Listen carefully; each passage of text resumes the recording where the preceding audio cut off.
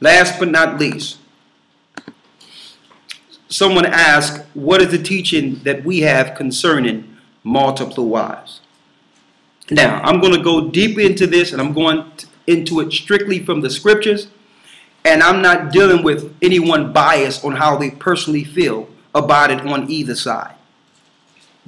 When I say this, we have for a long time strayed away from this topic altogether. Why? Because either way, someone is going to be unsatisfied. And the example I can give you, we have stayed away from it because I've known it, especially after being in past Israelite situations, that if you talk about a man can have more than one wife, eventually that's going to give a person that have the spirit of wanting to deal with a lot of women the green light to do it. And then claim the Most High is putting the spirit on them to do this. You understand? And now they're going to use that as an excuse, say, well, it's lawful. So, you know, when really they were looking to satisfy themselves.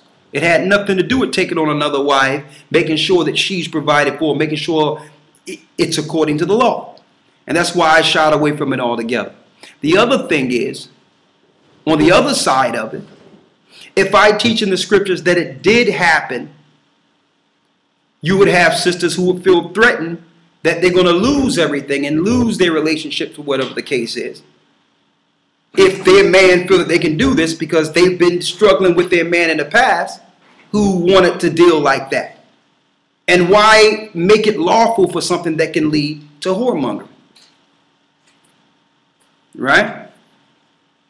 So I can understand the fear on both sides. So what I'm going to do is I'm going to go into the scriptures, all in all, and just break them down according to the scriptures. All right? Now, also, with the brothers that are set up in the different areas, it's not going to be like it was in the past where someone, unless they come in with a relationship, it's not going to be like it was in the past where there was a thing where you can just say, okay, she's my wife now, or whatever the case is. They have to go through a regular situation according to scriptures with the elder in their area.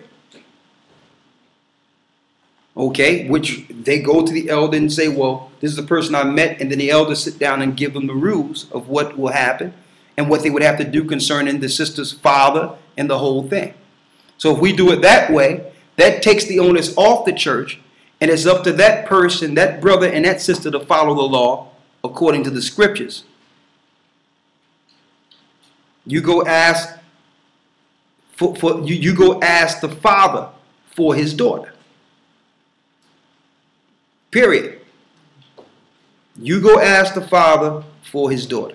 You do it that way, now you're doing it according to the scriptures, and you're taking the church out of the equation of your scenario, because what the Most High put together, let no man put asunder.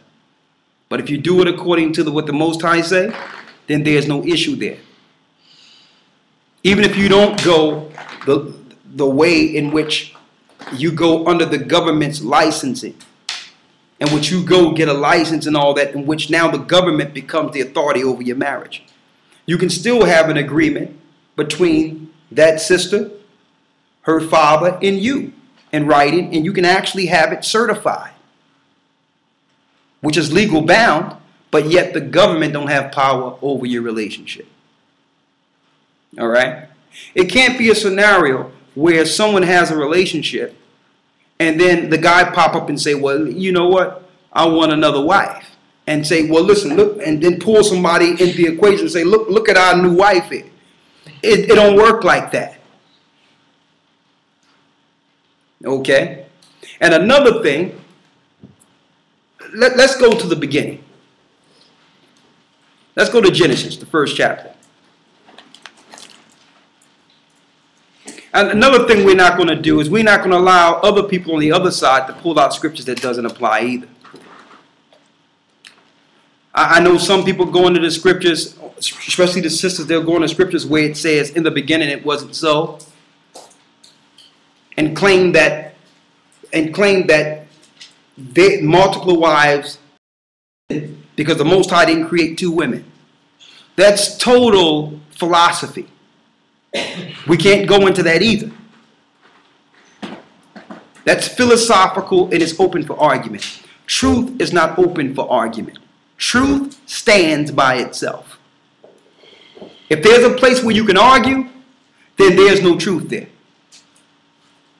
So we're going to deal with this as it is written. Go where it says, flesh of my flesh, bone of my bone. It's the book of Genesis, the 2nd chapter. Go ahead. This is verse 22. And the rib which the Most High Ahiah had taken from man, made he a woman, and brought her unto the man. And Adam said, This is now bone of my bones, and flesh of my flesh. She shall be called woman, because she was taken out of man. Therefore shall a man leave his father and his mother, and shall cleave unto his wife. Go ahead. And they shall be one flesh.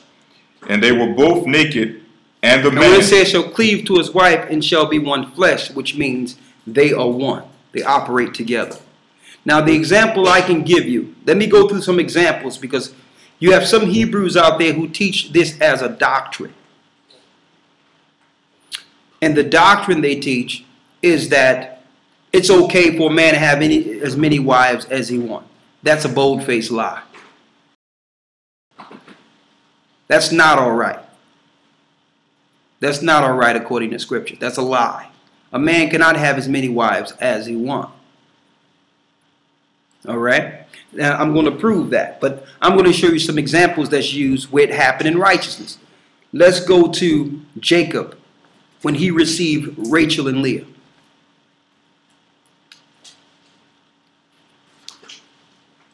And this, I'm going to show you this example because some people may go and say, well, in the beginning, it was only one person. Well, you can't say that if the Most High had the 12 tribes of Israel come through two women. Okay, so you think the Most High didn't see that the 12 tribes would come through Rachel and Leah?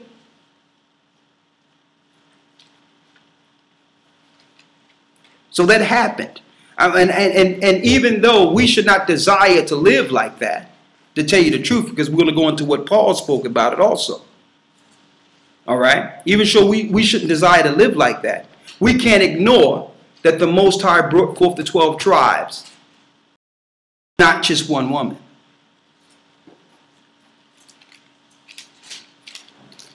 Okay? Now, before we get to Rachel and Leah, let's go to Sarah and Abram first, our forefather. When Abram could not have any children. This is the book of Genesis, chapter 15. Go ahead. I'm going to start at verse 3. And Abram said, Behold, to me thou hast given no seed, and lo, one born in my house is mine heir. Go ahead. Verse 4. And behold, the word of the Lord came unto me, saying, This shall not be thine heir, but he that shall come forth out of thine own bowels shall be thine heir. Go ahead. And he brought him forth abroad and said, Look now toward heaven, and tell the stars if thou be able to number them. And he said unto him, So shall thy seed be. And he believed in the Lord, and he counted it to him for righteousness. And he said unto him, I am the Lord that brought thee forth out of the land, out of Ur of the Chaldees, to give thee this land to inherit it. And he said, The Most High Power, whereby shall I know that I shall inherit it? And he said unto him, Take me an heifer of 3 years old, and a she-goat of 3 years old. Let's go straight down to Sarah. This is chapter 16. Now Sarai, Abram's wife, bare him no children. She bare him no children. And she had a handmaid, an Egyptian, whose name was Hagar. Go ahead. And Sarah said unto Abram, Behold, now the Lord have restrained me from bearing. I pray thee, go in It may be that I may obtain children by her. Now listen to this clearly. Abram, through the lust of himself, wasn't seeking another woman. Abram didn't look at Hagar and say, you know what? That's and bring her to Sarah and say, well, listen, you know, she's going to be. No, that was Sarah's handmaid. That means she was paid to work in a house to serve Sarah. She belonged to Sarah. So Sarah, out of all the handmaids working in the house, she seen something in Hagar and said, you know what?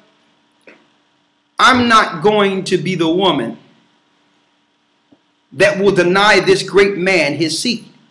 If any man need a child, Abram need a child. So I'm going to sacrifice my feelings and bring forth Hagar to him, to wife, so that he can have an heir. That's how much she loved Abram. Now that was an honor, even though it hurt her to do so, because it showed you in scripture, especially in Joshua, that this wasn't a good feeling with her. But she knew that she had to do this above her feelings. And this was before the Spirit came to Abram to show him that that woman that's barren, she's going to have that chosen seed. But before that, in her flesh, Sarah thought it was the right thing to do. So this wasn't that man going out finding a woman saying, yeah, I want another wife. This was a circumstance. The Most High was doing two things. He was showing his promise through Sarah in the future that a woman could not bear would bring forth a child that would be the promised child and have more children than the bondwoman. And also, he was using Hagar to bring forth a nation, Ishmael, that would play prominent in prophecy in the future. So overall, outside of these two people, there was a grand plan by the Most High. That's what we have to see here. All right? That was the plan of the Most High. Abram looking around to see which one of Sarah's handmaids were cute or was shaped a certain type of way, and was like, okay, I need that to be my wife. It wasn't that type of thing. And I'm saying this because that's what Israelites are doing today. That's what they teach. I can have as many wives. You have people teaching, listen, not only can I have many wives as I want, they be teaching, I'm going to take all the nations. One going to be doing this and one going to be doing that. I'm going to have wives and ravish them. These guys are out of their mind, saying they're going to rape women and all that. But these are the places brothers and sisters are frequenting on YouTube because it's entertainment, and then coming to our site when they want to exercise their own feelings and claiming that it's okay to just have any woman they want. When you can't use, as we can see, Abram and Sarah for that example. Okay? So we're going to go through some of the examples. Obviously, you can't use Abram and Sarah for that example, because this was a grand plan by the Most High. Now let's go into Jacob. When he wanted Rachel. This is the book of Genesis, the 29th chapter, the first verse. Then Jacob went on his journey and came into the land of the people of the east. And he looked, and behold, a well in the field, and lo, there were 3 flocks of sheep lying in it. For out of that well they watered the flocks, and a great stone was upon the well's mouth. Jump down to verse 15. And Laban said unto Jacob, because thou art my brother, shouldest thou therefore serve me for naught? Tell me, what shall thy wages be? And Laban had 2 daughters. The name of the elder was Leah, and the name of the younger was Rachel.